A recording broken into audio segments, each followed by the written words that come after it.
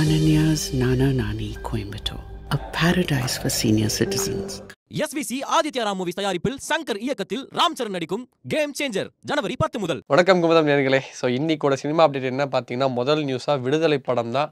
படம் நேற்று ரிலீஸ் ஆகிடுச்சு. ஒரு மிகப்பெரிய வெற்றி படமாகவும் படம் மாறி இருக்கு. இன்றைக்கி தமிழ்நாட்டில் மட்டும் 7.56 கோடி கலெக்ஷன் பண்ணியிருக்கு விடுதலை படம். இன்றைக்கி தான் படத்தோட ஒரு சில விஷயம்லாம் வந்துச்சு பார்த்தியா? ஆமாம், வேல்ராஜ் சார் பார்ட் 1 படத்தில் போலீஸாக நடிச்சிருக்காரு. பார்ட் 2ல் ஜமீன்தாராவை அந்த பண்ணையார் தலமாக நடிச்சிருக்காருலாம் சொன்னாங்க. வெற்றிமாறன் சார் படத்தில் பிரச்சனைகள் நடக்க தப்பு நடக்க வாய்ப்பு இல்லை. இது மேபி ஏதோ ஒரு தப்பாக நடந்திருக்குன்னு நான் நினைக்கிறேன். அந்த ஒரே ஆள் பார்ட் 1 பார்ட் 2 நடிக்க வச்சு எனக்கு தெரிஞ்சு அவர் பார்ட் 2 பிரிக்கிற ஐடியாவே இல்லை. அவருக்கு ஒரே படமாக தான் எடுக்க பிளான் பண்ணியிருக்காரு. ஃபுட்டேஜ் அதிகமானால பார்ட் 2 ரிலீஸ் பண்ணியிருக்காங்க. அதை பற்றி கேட்டாங்க, பார்ட் 3 வருமா சார் அப்படின்னு கேட்டதுக்கு என்ன சொல்லியிருக்காருன்னா, இன்னொரு பார்ட் எடுக்கிறதுக்கு நான் ரெடியாக இல்லை, இன்டென்சிவ் படம் பண்ணுறதுக்கு ரெடியாக இல்லை. பட் இந்த 2 படத்தோட ஃபுட்டேஜ் 8 மணி நேரம் இருக்குன்னு இருக்காராம். 8 மணி நேரம் ஃபுட்டேஜ்னா அப்போ இன்னும் எவ்வளோ ஃபுட்டேஜ் பெண்டிங் இருக்கும் அப்படின்றது தெரியல. அதுவும் இல்லாமல் விடுதலை பார்ட் 2க்கு ஒரு மிக்சடான ரிவ்யூஸ் தான் அதிகமாக போய்கிட்டு இருக்கு. என்னப்பா படம் அங்கங்கே ஸ்லோ ஃபீல் வருது, எப்பா அது ஸ்லோ இல்லைடா, உங்களுக்கு தேவையான விஷயத்தை இந்த படத்தை இப்படி தான் எடுக்க முடியும்னு அந்த மனுஷன் சொல்லியிருக்காரு. அதுவும் இல்லாமல் கம்யூனிசம் பற்றி தெரியாதவங்க தாராளமாக அந்த படம் போய் கண்டிப்பாக நம்ம தமிழ்நாட்டில் இருக்க எல்லாருக்கும் நிறைய பேர் தெரிஞ்சிருக்கும். பட் இந்த படத்தை உட்காந்து பார்க்கும்போது ஓகே இதுதான் அப்படின்ற மாதிரி விஷயத்த கொஞ்சம் அரைஞ்சு சொன்ன மாதிரி இருந்தது. இது பார்த்தீங்கன்னா இந்த பெரிய பெரிய இடங்கள்ல இருக்கிறவங்க அந்த காலத்தில் இருந்தவங்க எல்லாத்துக்குமே ஒரு கேள்வி கேட்குற மாதிரி இருக்கும் அப்படின்னு சொன்னாங்க. முக்கியமாக அந்த படம் பார்த்ததுக்கு அப்புறமா கிளைமேக்ஸ் மட்டும் ஒரு மாதிரி ஒரு ஹார்ட் ஃபீல் கிடைக்கும். ஒரு மாதிரி மனசில் ஏதோ ஒன்று பெருசாக சுமந்துட்டு போகிற மாதிரி இருக்கும். ஏன் ஏன் ஏன் அப்படின்ற மாதிரி இருக்கும். ஆக்சுவலாக அது நடக்கும். ஆக்சுவலாக படத்தில் நான் என்ன பிரச்சனைக்கு ஒரு ஏரியாவாக நான் பார்க்குறேன்னா, அந்த ஃப்ளாஷ்பேக் போர்ஷன் ஸ்டார்ட் பண்ணதுக்கப்புறம் கிஷோர் சார் மஞ்சு வாரியர் மேம் அந்த சீக்வன்ஸுக்கு எல்லாமே அவர் ஒவ்வொருத்தரும் தோழலும் பேசுவாங்க, ஒரு போராட்டத்தை பற்றி பேசுவாங்க. அந்த சீன் இன்னும் கொஞ்சம் கமர்ஷியலாக அவங்க கொஞ்சம் ஆட் பண்ணியிருந்தாங்கன்னா நல்லா இருந்திருக்கும்.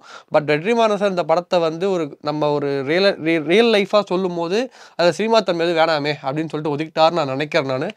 பட் அந்த மாதிரி படைப்பாக தான் மிக்சர் ரிவ்யூஸ் என்ன வந்தாலும் ஆல்வேஸ் லெஜெண்ட் தான், கோட் தான் அந்த மாதிரி தான் சொல்லணும். லயன் இஸ் ஆல்வேஸ் எ லயன்ங்கிற மாதிரி தான். ஸோ அடுத்த லயன்னு அடுத்த நியூஸ், தளபதி 69 படத்தோட 2024 கடைசி ஷூட்டிங் இன்னைக்கு நடந்திருக்கு. ஸோ இன்ஸ்டால அழகா 2 பேரும் விஜய் சார் காலம் அவங்க காலம் வச்சு அழகா ஒரு கிளிக் எடுத்து சார் ஸ்டோரி போட்டுக்கிறேன் சார் அப்படின்னு சொல்லிட்டு போட்டு பிஜிஎம் ஷூட்டிங் அந்த ஒரு ஃபோட்டோ எடுத்து போட்டிருந்தாங்க. அண்ட் இதை பார்க்கும்போது தெரிஞ்சு ஓகே இதுக்கப்புறமா அவங்களோட ஷெட்யூல் இருக்குமா இல்லையா? இல்லை இருக்கு, அவங்களுக்கு இருக்குடா.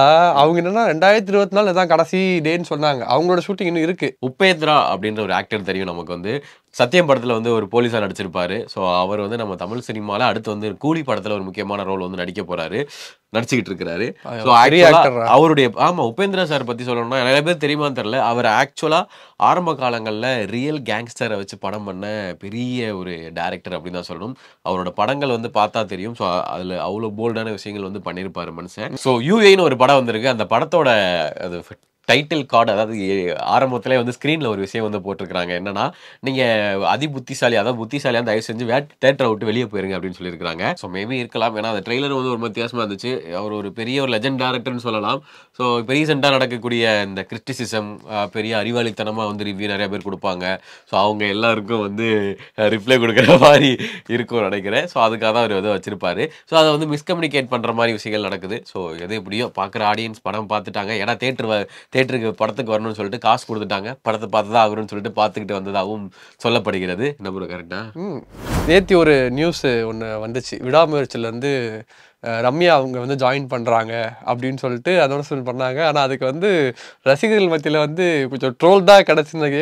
படம் ரிலீஸுக்குன்னு 20 நாள் தான் இருக்குது, ட்ரெய்லர் அப்டேட் விடுவேன், சாங் அப்டேட் விடுவேன், இப்போ தான் கேஸ்டிங் அப்டேட் விட்றீங்கடா அப்படின்லாம் கமெண்ட் வந்துச்சு. பட் அந்த லுக் நல்லா இருந்துச்சு. அதான் லுக் வெயிட்டிங்ல வெறியேற்றுவோனாங்க. அப்படிதான் அப்டேட் கொடுக்காமே அப்டேட்ல ட்ரெண்டிங்ல நிற்கக்கூடியவர் தான் அஜித் சார். அதுவும் இல்லாமல் ரம்யா இதுக்கு முன்னாடி அஜித் சார் இன்டர்வியூ எடுத்த மாதிரி ஒரு வீடியோ இருக்கும், ஃபோட்டோ இருக்கும். அப்புறம் இப்போ க்ரோத் ஆஃப் ரம்யா அப்படின்னு சொல்லிட்டு போட்டிருந்தாங்க. ஸோ அது ஒரு மாதிரி பாசிட்டிவாக பாருங்க.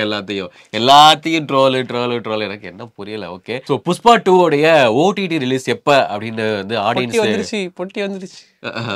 இந்த பொங்கல் ஹாலிடே வருது, தொடர்ந்து ஒரு 3 நாள் 4 நாள். ஸோ அந்த நாளில் புஷ்பா 2 ஓடிடியில் ரிலீஸ் ஆனால் செம்மையாக ஹிட் ஆகும் அப்படின்ற மாதிரி ஒரு ரிலீஸ் ஆக போகுதுன்னு ஒரு தகவல் போயிருந்துச்சு. ஆக்சுவலாக டீம் மைத்ரி ப்ரொடக்ஷன்ஸ் என்ன சொல்கிறாங்கன்னா, இல்லைப்பா இன்னும் ஒரு அதாவது படம் ஆரம்பிச்சோ இல்லை வந்து இன்னும் ஒரு 56 நாள் வெயிட் பண்ணுங்க, அதுக்கப்புறம் தான் நாங்கள் வந்து ஓடிடியில் ரிலீஸ் பண்ண போகிறோம் அப்படின்ற மாதிரி சொல்லியிருக்காங்க. ஸோ நெக்ஸ்ட் வந்து பார்த்தீங்கன்னா தியாகராஜா குமாரராஜாவுடைய படத்தில் மணிகண்டன் நடிக்க போகிறதா பேசிட்டு இருக்கிறாங்க.